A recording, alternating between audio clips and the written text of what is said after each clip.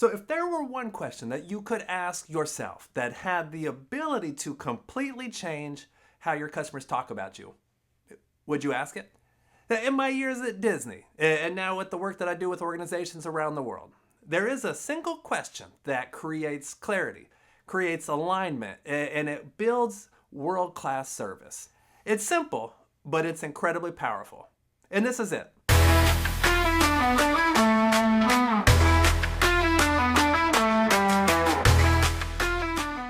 At your next team meeting, open it with this question.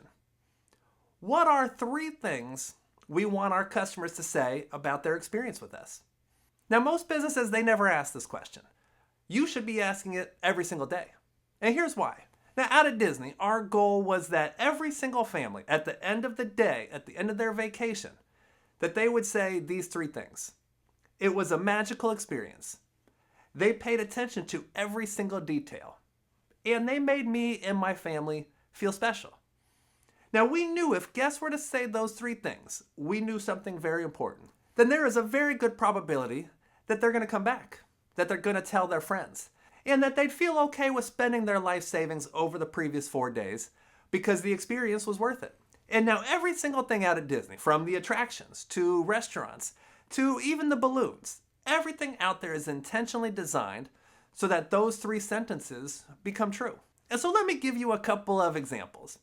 All right, a few months ago, my parents, they took my 92-year-old grandmother out to Raglan Road out at Disney Springs. Right, it's an Irish pub, and my grandmother's from Ireland. So my parents casually mentioned that to the hostess, and when the hostess heard that, she went and told the manager, who also happened to be Irish. And a few minutes after they sat down, the manager came over, sat with her, started talking about their shared Irish heritage, and even brought over a couple of Irish whiskeys for her to try. There was no extra charge, there was no upsell. It was just a moment of pure human connection. And my grandmother, oh boy, did she love that. And she has told everybody she knows about that experience. Why? Because she felt special. Right? Here, somebody noticed something about her and cared enough to act on it. And then there's this balloon story. Right? Where Disney now, they take this to an almost silly degree. Okay, but the impact is priceless. So you know those big balloons out of Disney that are like $20 each, right? And kids are always begging for them. Well, some of our friends one time were out there, and they bought one of those balloons for their kids at the Magic Kingdom after they were just hassling them all day long to get one. So they broke down, got them one of those balloons, and later that day they left the Magic Kingdom to go over to the Animal Kingdom, where they didn't realize that balloons aren't allowed because of the animals. So as they were walking up to the entrance of the park, a cast member came up and stopped them and explained that balloons aren't allowed in the park. So as you can imagine now, our friends, their kids were sad. Parents, our friends now, they were annoyed because they're thinking, God, we got to walk all the way back to the car. It's hot out here. Is the balloon going to get damaged? Oh, but the cast member informed them that actually we have a balloon daycare right here where you can leave the balloon, gave them a claim ticket, and told them at the end of the day, just come back, give us a claim ticket, and we'll give you your balloon back. Now, that helped the parents, right? They didn't have to walk all the way back to the car. But obviously now the kid was still sad. Okay, but when they came back out at the end of the day, they went back to the balloon daycare to pick up their balloon. They were handed a balloon daycare report. And this report said that the balloon played with other balloons. It took a nap. It had a snack.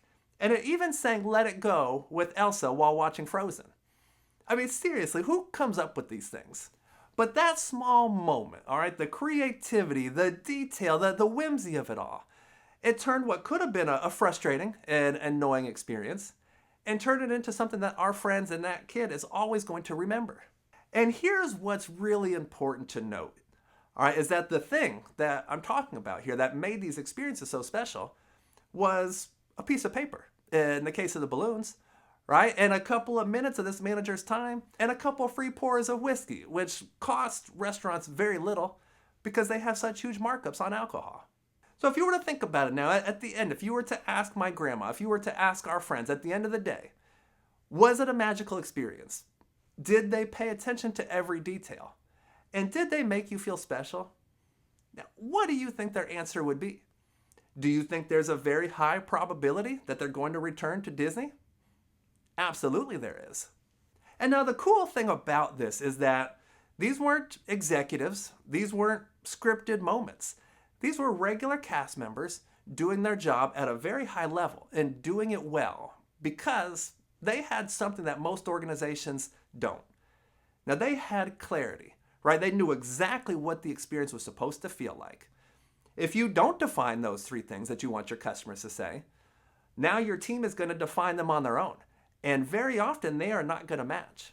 So Disney gives people a target, and then they build processes that empower them to hit that target consistently. Now, believe me, I know you don't work at the happiest place on earth. You don't have Elsa on standby to sing with balloons. Your version is going to look a little bit different. But that's the point. All right, what do you want your customers to say about their experience with you? Maybe it's something like, they made everything easy. They respected my home. Or I trust them. They really know their stuff.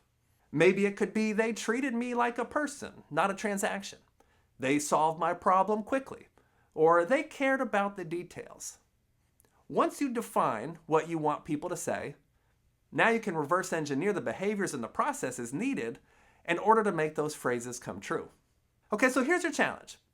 Ask your team, what do we want our customers saying about us when we're not in the room? Then ask this follow-up question. What needs to happen in order for them to say those things? All right, this question now creates alignment. It simplifies decision-making, and it transforms your customer experience from accidental to intentional. Now, if this helped you to think differently about customer experience, go ahead and hit that like and subscribe button and share this video with a leader who wants to build something special. You can find additional customer service resources at www.snowassociates.com. We've got some free tools there that you can use, and you can also learn about our training options for your next event, whether that's in person or virtual. Thank you so much for watching, and I will see you in the next video.